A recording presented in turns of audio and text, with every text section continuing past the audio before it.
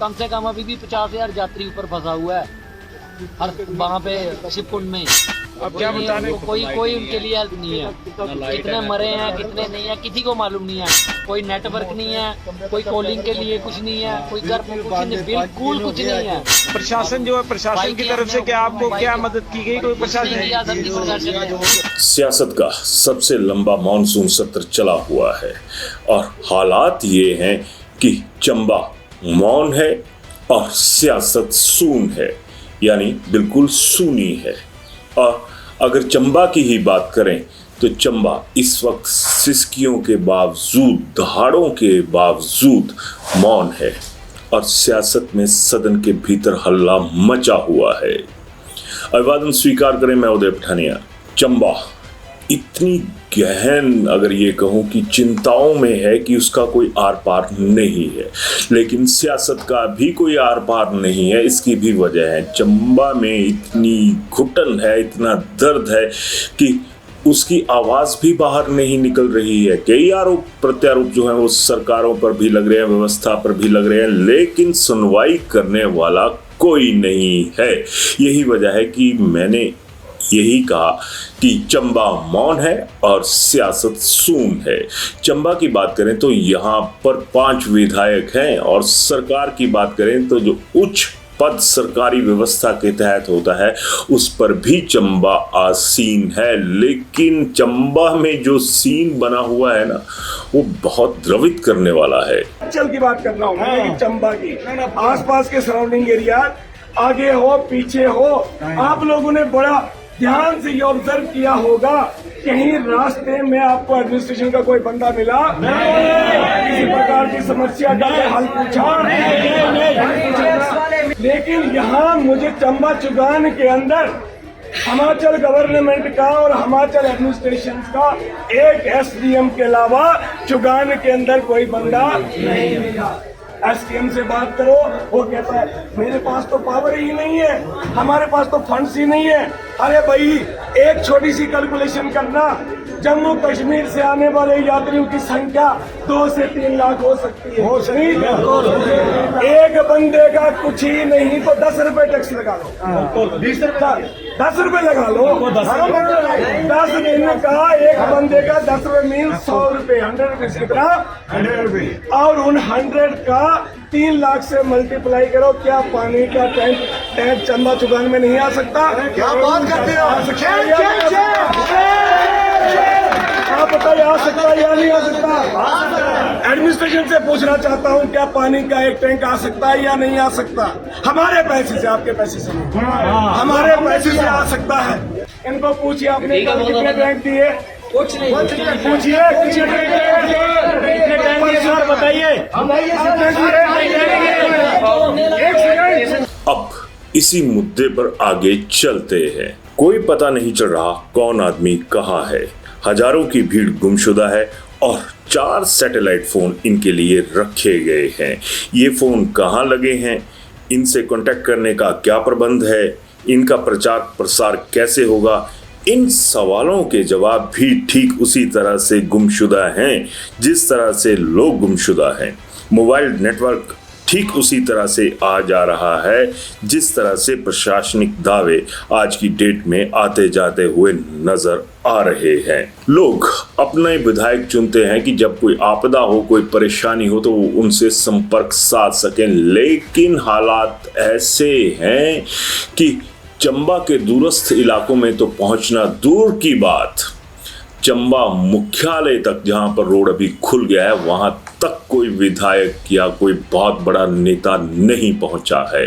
ऐसे में आम आदमी कब तक अपने घरों में पहुंचेगा, ये भी एक यक्ष प्रश्न जो है वो शिव की भूमि चंबा में पैदा इन्हीं लोगों ने कर दिया है।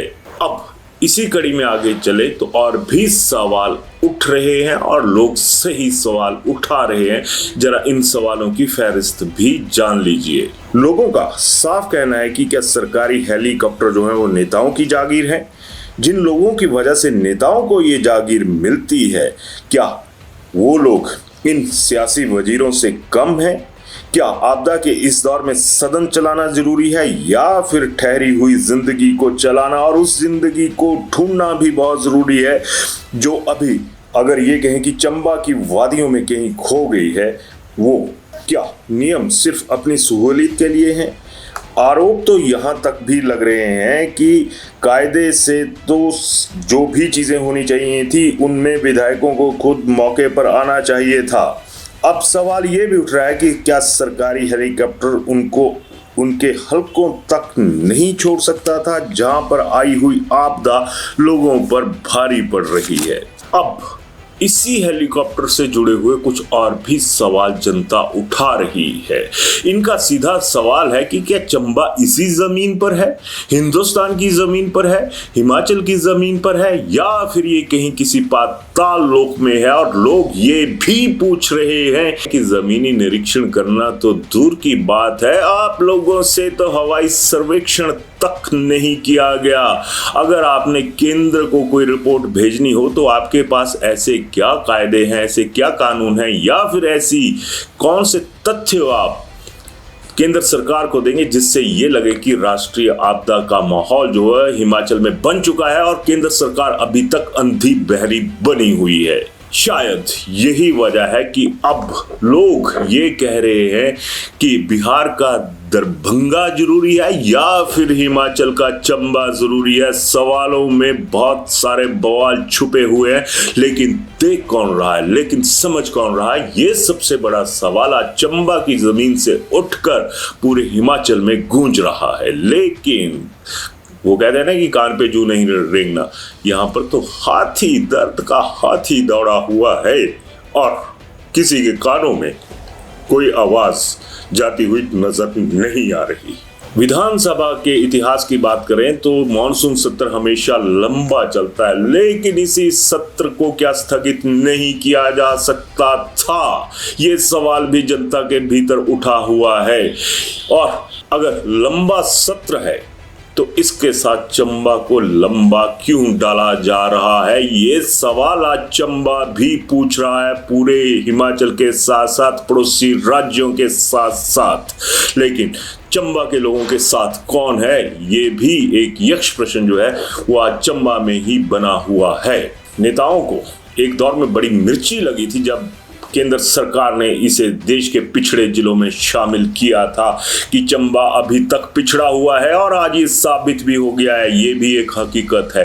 काश कोई ऐसी व्यवस्था होती जिसमें सियासत से जुड़े हुए लोग, क्षेत्र विशेष के चाहे कोई भी हो, उन्हें भी पिछड़ा साबित करने के लिए कोई कानून होता, कोई ऐसी व्यवस्था होती जिससे ये कहा जाता कि पिछड़े तो हैं, लेकिन पिछड़े किन लोगों की वजह से हैं। ये सवाल, ये निरीक्षण, ये परीक्षण होना बहुत जरूरी हो चुका है। इसकी भी वजह है, मौजूदा सरकार की बात करें तो भाजपा जो विपक्ष में कहती है कि ये झूठी गारंटियों के दम पर आए थे। आज भाजपा की तरफ से ये सवाल नहीं उठा कि गारंटियां देने वाले कांग्रेसियों, ये तो बताओ कि चंबा में तो इस वक्त राशन, सब्जी, बिजली, पानी, सड़क, इन तमाम गारंटियों की जो धज्जियां हैं वो उड़ चुकी हैं। लेकिन सियासत करनी होती है ना, कांग्रेस ने भी सियासत करनी, बीजेपी ने भी कांग्रेस सियासत करेंगे, और इन दोनों पार्टियों के बीच में पिसता है तो आम आदमी, और आज पिस भी रहा है। लोग तरस रहे हैं, तड़प रहे हैं कि हमें हमारे अपनों की कोई खैर खबर मिल जाए। लेकिन तमाम व्यवस्थाएं ध्वस्त हैं। जिस तरह से मैंने कहा कि जमीनी निरीक्षण तो करना दूर की बात है, हवाई जो दौरा होता है ना, जिसमें बड़ी बड़ी नेताओं की फोटो लगती हैं हेलीकॉप्टर की खिड़की से झांकते हुए, लोगों के तो दिल की जो खिड़की है ना, उसमें झांकने का वक्त भी किसी के पास नहीं है। यहां तक तो हमारे जमीनी खुदाओं का जिक्र आ गया, और इन लोगों को, हम लोगों की फिक्र कितनी है इसका भी पता आपको चल गया होगा। लेकिन जो असल भगवान है, आसमान पर बैठे हैं, जिनका हम मान्यताओं के मुताबिक, धारणाओं के मुताबिक मान सम्मान करते हैं, उनकी भी अनदेखी इसी व्यवस्था ने कर दी। व्यवस्था परिवर्तन का नारा लेकर ये सरकार चली थी। तो मेरा सवाल ये है कि क्या व्यवस्था परिवर्तन ऐसे जो आयोजन होते हैं उन पे जरूरी नहीं है? हिमाचल की सबसे बड़ी जो यात्रा है वो मणिमहेश की यात्रा है और यहाँ पर कौन से प्रबंध कर दिए आप? मां भरमाणी की बात करूं तो माता जी ने ये पहले ही कह दिया था कि इस यात्रा को तुरंत प्रभाव से रोक दिया जाए और यहाँ तक कह दिया था कि जो डल झील को एक तरह से सामान्य लोकल भाषा में कहूँ कि तोड़ने की बात आती है तो मैं ये भी अनुमति नहीं दूंगी आप लोगों को कि आप उसका जो आर पार है उस झील को आप करें। लेकिन घमंड का समंदर जिसे कह सकते हैं वो हमारी व्यवस्था के जो पहरेदार हैं उनके ऊपर ज्यादा था। अब धारणाओं की बात आ गई, मान्यताओं की बात आ गई। तो धारणाएं बड़ी होती हैं या फिर मान्यताएं? क्योंकि धारणाएं हम आम आदमी के लिए बनाते हैं लेकिन मान्यताएं सिर्फ और सिर्फ उस परमपिता परमेश्वर और देवभूमि के देवताओं के लिए होती हैं।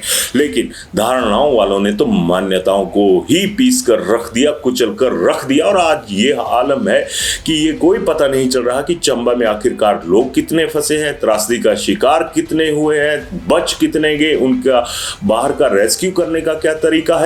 व्यवस्था परिवर्तन की अगर जरूरत असल में समझी जाए ना तो ऐसे आयोजनों में पड़ती है और कुछ एक तो इस व्यवस्था को बगैर कांग्रेसी नारे के उसका पालन करते हुए नजर आते हैं। अगर मैं उदाहरण की बात करूं तो धर्मशाला इसका सबसे बड़ा उदाहरण है। इंटरनेशनल क्रिकेट स्टेडियम यहां पर है और धर्मशाला में बारिश का कोई पता नहीं होता कि ये कब आ जाएगी। तब किसी भी आयोजन से पहले जो HPCA के पदाधिकारी हैं, क्रिकेट कंट्रोल बोर्ड से जुड़े हुए लोग हैं या अन्य जो लोग हैं वो देवता इंद्रुनाग जी की शरण में जाते हैं जिन्हें बारिश का देवता माना जाता है और उनके प्रति मान्यताएं हैं, धारणाएं नहीं हैं। और ये भी एक सबूत है कि अगर इंद्रुनाग जी प्रसन्न हो गए तो धर्मशाला के आसपास भले ही बरसात होती रहे लेकिन स्टेडियम में एक बूंद पानी की नहीं गिरती है। और ये आयोजन तो अगर बिल्कुल प्योर इससे देखा जाए तो ये आयोजन पूरी की पूरी तरह फाइनेंस बेस्ड है, इसमें पैसा इन्वॉल्व है। लेकिन मणिमहेश में तो आस्थाएं इन्वॉल्व हैं। वहां पर तो हमारे अफसर शायद कोई जाकर दुआ नहीं करते होंगे, प्रार्थना नहीं करते होंगे और जब उसके बावजूद हमारे देवी देवता वहां पर ये कहते हैं कि ये रोकिए प्रपंच रोकिए, लेकिन आपको उस वक्त हेलीकॉप्टर व्यवस्था की याद आती है। तब आपको उन तमाम मुद्दों की याद आती है जो सरकार के लिए रेवेन्यू जुटा सकें। और आम आदमी की जिंदगी क्या रेवेन्यू के बराबर होकर रह गई आप लोगों के लिए?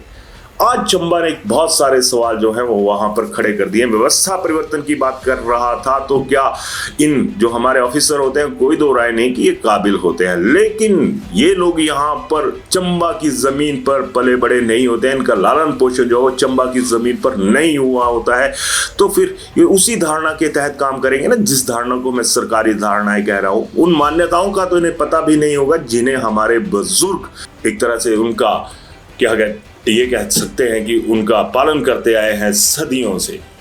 तो क्यों नहीं ये जिम्मा सरकारें इस तरह से कमेटियों का गठन करके वहां पर दे देती हैं कि ये तमाम जो जिम्मा है ये आपके ऊपर रहेगा।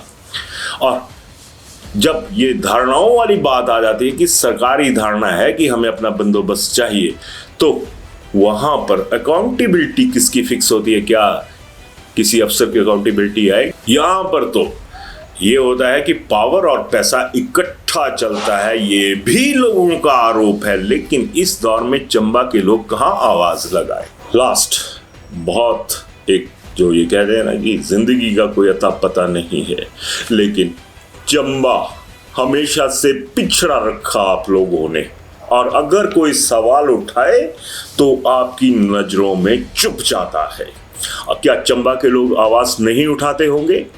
क्या आर्थिकी सरकारों की ही होती है? अगर मणिमहेश की ही बात करूं तो आम आदमी की आर्थिकी और सरकारों के खजाने की आर्थिकी का अंदाजा लगाना कोई बहुत बड़ी बात नहीं है। आज चंबा के लोग जगह जगह पर खुद सहूलियत मुहैया करवा रहे हैं और जिस सरकार ने टैक्स लगाए, जिस सरकार ने सुविधाओं के नाम पर पर्चियां काटी, वो लोग कहां पर है?